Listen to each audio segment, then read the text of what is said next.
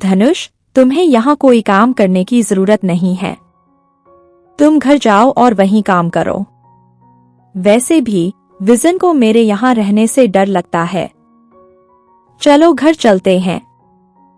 मेरी बात सुनकर मेरा बेटा धनुष थोड़ा हैरान हुआ और बोला, माँ, आप क्या कह रही हैं? चलती ट्रेन से हम कैसे उतरेंगे और तुम इतनी डरी हुई क्यों हो? मैं तुम्हारे साथ हूं। तुम आराम से बैठ जाओ माँ, मुझे अपना काम करने दो। अपने बेटे धनुष की बातें सुनकर मैं थोड़ी देर चुप हो गई। पता नहीं क्यों आज मेरी नजरें डर रही हैं। ऐसा लग रहा है जैसे कुछ गड़बड़ होने वाली है। वैसे भी मुझे बचपन से ही अंधेरे से बहुत डर लगता है। आज जब मैं अपने बेटे धनुष के साथ ट्रेन से अपने गांव लौट रहा था, तभी अचानक ट्रेन रुक गई। इससे मेरे मन में अतीत का डर फिर से ताजा हो गया। मैं अपना डर छुपा नहीं पाई। इसीलिए मैंने अपने बेटे धनुष को ट्रेन से उतरने को कहा। लेकिन मेरे बेटे धनुष ने मुझे हिम्मत दी और कहा कि डरो मत। उसने कहा कि वह लाइट ठीक कर देगा। मैंने भी, जैसा कि मेरे बेटे धनुष ने कहा था, कुछ देर चुप रहकर अपनी सीट पर बैठ गया। उस समय मेरा बेटा धनुष मेरे बगल में खड़ा होकर ट्रेन की बिजली की तारों की जांच कर रहा था। मैंने धनुष को बिजली की तारों की जांच करते देखा और उससे कुछ नहीं कहा। मैं काफी देर तक चुपचाप बैठा रहा। तभी अचानक मुझे किसी के आने का आभास हुआ, लेकिन मुझे समझ नहीं आ रहा कि मेरी तरफ कौन आ रहा है।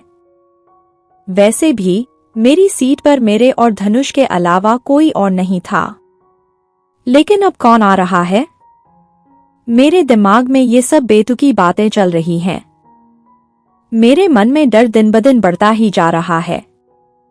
समझ नहीं आ रहा कि इस समय क्या करूं। मैंने खुद को थोड़ा संभाला और बैठ गई। लेकिन मेरे मन में डर बढ़ता ही जा रहा है। मैंने कुछ मिनट इंतजार किया और फिर दूर से मेरी ओर आ रहे उस आदमी ने अचानक मेरा हाथ पकड़ लिया। मैं थोड़ा डर गई और पूछा, आप कौन हैं? और मेरा हाथ क्यों पकड़े हुए हैं? मेरा सवाल सुनकर मेरे बेटे धनुष ने मुझसे धीमी आवाज में कहा, हे माँ, मैं आपका बेटा धनुष हूँ। मैंने आपसे कहा था कि डरने की कोई बात नहीं है। आप फिर भी डर रही हैं। कुछ नहीं हुआ। लगभग 5 मिनट में बिजली वापस आ जाएगी। हमें चुपचाप बैठकर थोड़ा इंतजार करना होगा माँ। मेरे बेटे धनुष के बोलते ही मैंने कहा, खोका, इंतजार करना ठीक है, लेकिन तुम मेरे पास ही रहना। मुझे यहाँ छोड़कर कहीं मत जाओ। मैं यहाँ अकेला नहीं रह सकता। मेरी बात सुनकर धनुष मुस्कुराया और बोला, ठीक है माँ, चिंता मत करो, मैं तुम्हारे साथ हूँ। अपने बेटे धनुष की बातें सुनकर मुझे मन को शांति मिली। अब लगता है मेरा डर कुछ हद तक कम हो गया है। मैं अपने बेटे धनुष के पास बैठी हूँ और मन ही मन उसके बारे में सोच रही हूँ। लगभग 5 मिनट इंतजार करने के बाद ट्रेन की बत्तियां जल उठीं। ट्रेन की बत्तियां जलते ही मैं बेहद खुश हो गया। मैंने अपने बेटे धनुष की ओर देखा और मुस्कुराते हुए कहा, खोका, उजाला आ गया है। अब मुझे कोई डर नहीं है। धनुष ने कहा, मैंने तुम्हें पहले भी कहा है कि बेवजह डरना मत। उजाला जरूर आएगा। अब जब उजाला आ गया है तो चुपचाप बैठो माँ। अपने बेटे धनुष की बातें सुनकर मैंने सहमति में सिर हिलाया। मेरी उम्र 40 साल हो गई है, लेकिन अंधेरे में मुझे भी उन छोटे बच्चों की तरह ही डर लगता है। जब भी मैं अपने पति रणबीर पाल के साथ कहीं जाती हूँ, वो हमेशा मेरे साथ होते हैं, क्योंकि वो जानते हैं कि मैं बहुत डरी हुई हूँ। लेकिन वो लगभग 5 साल से विदेश में हैं। इसी वजह से जब भी मैं कहीं जाता हूँ, मुझे अपने बेटे धनुष को साथ ले जाना पड़ता है। मेरा बेटा धनुष और मैं मुंबई शहर में रहते हैं। हालांकि हमारा गांव वाला घर मुंबई शहर से काफी दूर है। मेरा गांव मुंबई से लगभग 5 घंटे की दूरी पर है। मेरे माता पिता गांव में रहते हैं। आज सुबह पिताजी ने मुझे फोन किया। उन्होंने बताया कि मेरी माँ की तबीयत ठीक नहीं है और वह मुझसे मिलना चाहता है। जैसे ही मुझे अपनी माँ की बीमारी के बारे में पता चला, मैं बहुत परेशान हो गई और अपने बेटे धनुष के साथ शहर छोड़कर गांव चली गई। क्योंकि मेरे पति विदेश में रहते हैं, इसलिए वो मेरी देखभाल नहीं कर सकता। लेकिन मेरा बेटा धनुष हमेशा मेरी देखभाल करता है।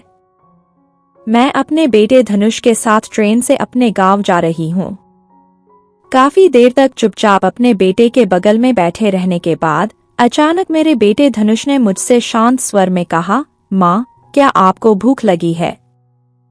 क्या आप कुछ खाना चाहेंगी? धनुष के सवाल के जवाब में मैंने कहा, नहीं बेटा, मैं कुछ नहीं खाऊंगी।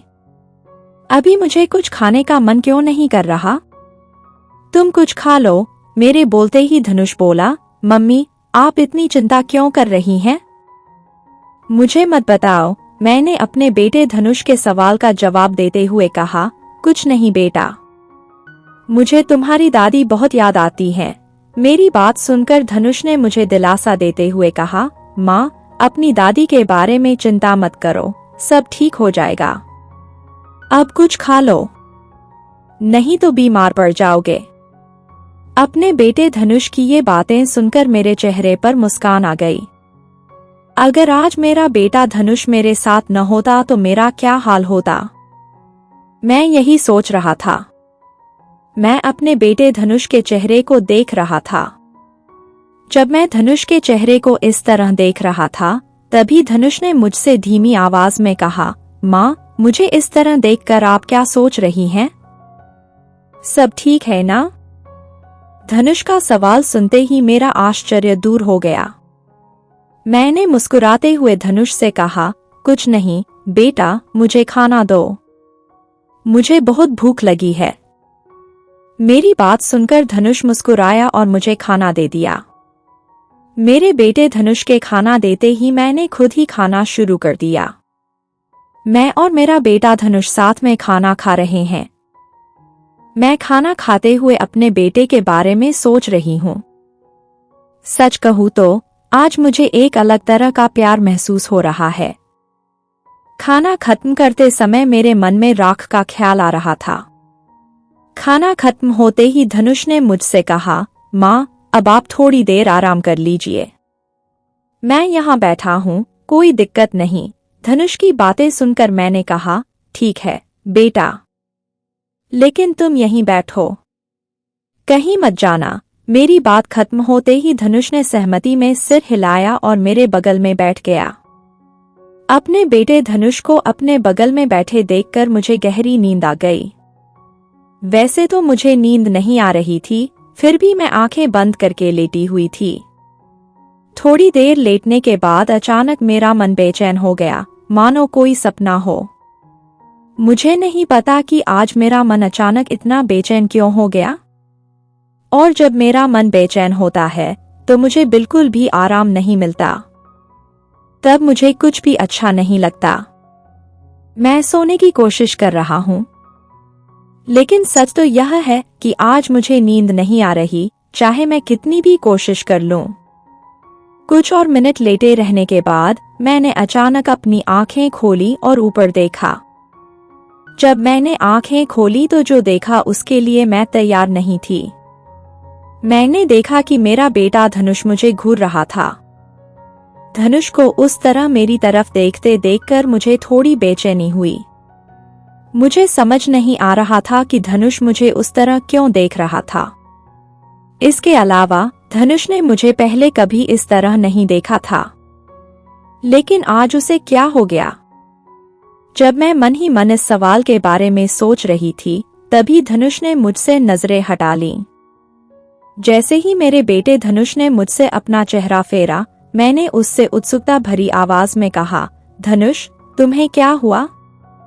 तुम मुझे इस तरह क्यों देख रहे थे? वैसे आज तुम में इतने बदलाव क्यों दिख रहे हैं? क्या कोई परेशानी है बेटा? अगर कोई परेशानी है तो बताओ। मेरे बोलते ही धनुष मुस्कुराते हुए बोला, अरे माँ, कुछ नहीं। वैसे भी मेरी तबीयत ठीक नहीं थी, तो मैं बस यह देख रहा था कि तुम जाग रहे हो या सो रहे हो, और कुछ नहीं। धनुष की बातें सुनकर मेरे मन में एक अजीब सा सवाल उठा, लेकिन मैंने खुद को थोड़ा संभाला।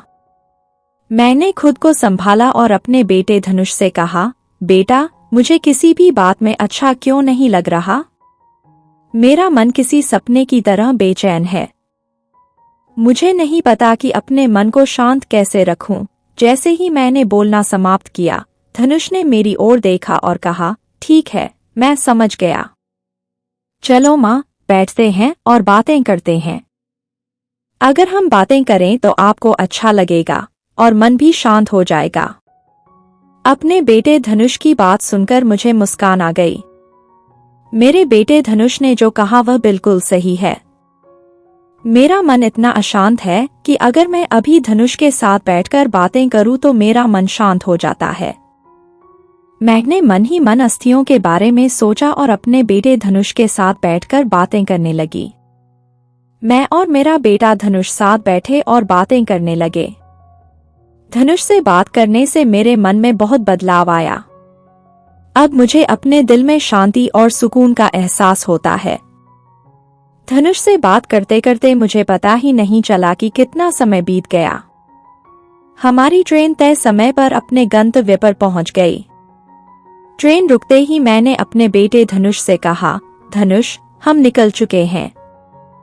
अब हमें ट्रेन से उतरना होगा। मेरी बात सुनकर धनुष मुस्कुराया और बोला, जी माँ, चलो चलते हैं, अब हमें गांव जाना होगा। धनुष की बात सुनकर मैं मुस्कुराया और बोला, जी बेटा, लेकिन मुझे पता ही नहीं चला कि कितना समय बीत चुका था। इसके अलावा मुझे तुमसे बात करके बहुत अच्छा लगा, मेरे दोस्त। मेरी बात सुनकर धनुष मुस्कुराया और बोला, तुम्हारे साथ बात करने के बाद मेरे दिल को भी सुकून मिला है। मैं हमेशा आपसे इसी तरह बातें करना चाहता हूँ। अपने बेटे धनुष की बात सुनकर मैं मुस्कुराया और बोला, मेरे प्यारे बेटे, अब बिना देर किए चलो ट्रेन से उतरते हैं, नहीं तो घर लौटने में और भी देर हो जाएगी। मेरी बात खत्म होते ही धनुष ने हमारा सारा सामान पैक किया और मेरे साथ ट्रेन से उतर गया। रेलवे स्टेशन से हमारे घर तक गाड़ी से जाने में लगभग 15 मिनट लगते हैं। हालांकि रात के इस समय गाड़ी मिलना थोड़ा मुश्किल होता है। जैसे ही मैं और मेरा बेटा धनुष रेलवे स्टेशन से बाहर निकले, हमने देखा कि बाहर कोई गाड़ी नहीं थी। धनुष और मैं स्टेशन के बाहर गाड़ी का इंतजार कर रहे थे, लेकिन गाड़ी नहीं मिली। इसी बीच मेरा बेटा धनुष भी काफी देर तक गाड़ी का इंतजार करता रहा, लेकिन उसे भी गाड़ी नहीं मिली। फिर थोड़ी थकान महसूस करते हुए उसने मुझसे कहा, माँ, मुझे नहीं लगता कि आज हमें गाड़ी मिलेगी। चलो पैदल चलते हैं। धनुष की बात सुनकर मैंने धीमी आवाज में कहा, जी बेटा, मुझे भी ऐसा ही लगता है। वैसे भी हम यहाँ कितनी देर तक इंतजार करेंगे? चलो पैदल ही चलते हैं। मेरी बात खत्म होते ही मैं और मेरा बेटा धनुष साथ साथ चलने लगे। धनुष और मैं बातें करते हुए घर जा रहे हैं। अपने बेटे धनुष के साथ इस तरह चलते हुए बातें करना अच्छा लगता है, लेकिन थोड़ा डर भी लगता है। रात में गांव की सड़कों पर ज्यादा लोग नहीं होते। ऊपर से आज मौसम भी कुछ खास अच्छा नहीं है। ऐसा लग रहा है कि कभी भी बारिश हो सकती है। अगर बारिश हुई तो हम भीग जाएंगे, और तो और हमारी मदद करने भी कोई नहीं आएगा। इन सब बातों को सोचकर मेरा डर और भी बढ़ गया। जैसे ही धनुष और मैं थोड़ा आगे बढ़े, अचानक बारिश शुरू हो गई। बारिश शुरू होते ही मैंने अपने बेटे धनुष को उठाया और एक बड़े पेड़ के नीचे शरण ली। मैं धनुष के पेड़ के नीचे खड़ा हूँ। नदी के इस तरफ बारिश शुरू हो गई है। इस बारिश के रुकने का नाम ही नहीं ले रहा।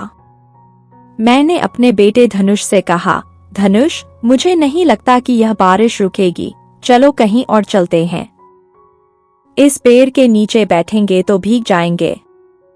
मेरे बोलते ही धनुष बोला, ठीक है माँ, चलो उधर चलते हैं। वहां जाकर बैठते हैं और इंतजार करते हैं। जैसा कि मेरे बेटे ने कहा था, धनुष और मैं एक दुकान की छत के नीचे चले गए। दुकान की छत के नीचे खड़े होकर मेरे बेटे धनुष और मैंने बातें शुरू की। बारिश में हम दोनों ने काफी देर तक बातें की। सच कहूं तो आज मेरे जीवन के सबसे अद्भुत दिनों में से एक है। मैं इस दिन को कभी नहीं भूलूंगा। लगभग 1 घंटे से बारिश हो रही थी, लेकिन अब रुक गई है। बारिश रुकते ही मैं और मेरा बेटा धनुष दुकान की छत से निकलकर अपने घर की ओर चल पड़े। जब हम दोनों घर लौटे तो मेरे माता पिता मुझे और मेरे बेटे को देखकर बहुत खुश हुए। मुझे अपने माता पिता को देखकर बहुत खुशी हुई। मैंने और मेरे बेटे धनुष ने खुशी खुशी खाना खाया और सो गए। अगली सुबह मैं अपने बेटे धनुष को अपने गांव घुमाने ले गया। मैं और मेरा बेटा धनुष गांव में घूमे और फिर घर लौट आए। घर लौटने के बाद धनुष ने मुझसे शांत स्वर में पूछा, माँ, अब आप शांत हो गई हैं या अब भी नाराज हो? मुझे सच बताओ माँ। धनुष की बातें सुनकर मैंने सिर झुकाया और आह भरी, बेटा, तुम मेरे इकलौते बेटे हो। आपके पिताजी को हमसे बिछड़े कितने साल हो गए। जब मैं आपके पिताजी के बारे में सोचती हूँ तो मेरा दिल उदास हो जाता है। मैं अपनी उदासी छुपा नहीं सकती, लेकिन आज मुझे आपसे कुछ कहना है। जब से तुम्हारे पिता का देहांत हुआ है, तुम मेरे साथ हो। तुमने मेरा ख्याल रखा है। इसी वजह से मैं आज भी खुश हूं। अगर तुम आज यहाँ नहीं होते तो शायद मैं कभी इतना खुश नहीं होता। मुझे तुम्हारे जैसे आदर्श बच्चे की मां होने पर बहुत खुशी है। मेरी बात सुनकर मेरे बेटे धनुष के चेहरे पर मुस्कान आ गई। अपने बेटे के चेहरे पर मुस्कान देखकर मैं भी हंस पड़ी। तो दोस्तों, यह मेरे बेटे धनुष के साथ मेरी जिंदगी की एक सच्ची कहानी थी। आज का वीडियो आपको कैसा लगा, हमें कमेंट्स में जरूर बताएं। और अगर आप हमारे चैनल पर नए हैं तो हमारे चैनल को सब्सक्राइब करना न भूलें। अगर आप लोग मेरा साथ देंगे तो मैं रोजाना ऐसी कहानियां लेकर आऊंगा, इसलिए कृपया हमारे चैनल को सब्सक्राइब करें। आज के लिए यहीं अलविदा। कल एक नए वीडियो के साथ मिलते हैं। तब तक सब लोग स्वस्थ रहें। धन्यवाद।